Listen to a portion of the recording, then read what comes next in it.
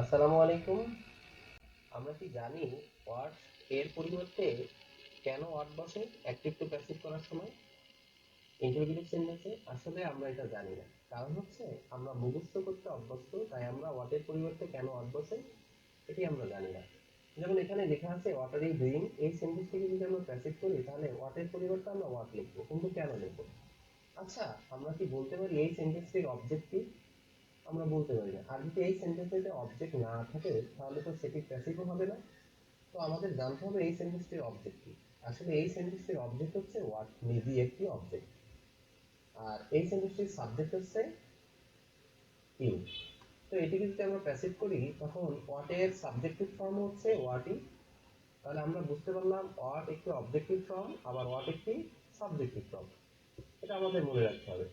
তোমরা কি বুঝতে পেরেছো হোয়াট এর সাবজেক্ট এবং অবজেক্ট কি? তারপরে হচ্ছে এটা একটি কন্টিনিউয়াস টেন্স, যেহেতু ডুইং আছে আর এখানে আছে হচ্ছে আর, তাহলে আমাদের বসাতে হবে হচ্ছে am being, is being, are being. যেহেতু হোয়াট এখানে সিঙ্গুলার, তাহলে আমাদের বসাতে হবে হচ্ছে ইজ বিং। আর আমি এর আগে বলছিলাম প্যাসিভ মানে হচ্ছে ভার্বের পাস্ট পার্টিসিপল। তাহলে ডু এর পাস্ট পার্টিসিপল হচ্ছে ডান। তারপর আমাদের প্রেপোজিশন বসাতে হবে বাই।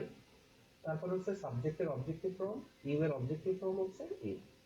তাহলে খুব সুন্দরভাবে আমরা জেনে নিলাম হোয়াট আর ইউ ডুইং এর প্যাসিভ হবে what is being done by you.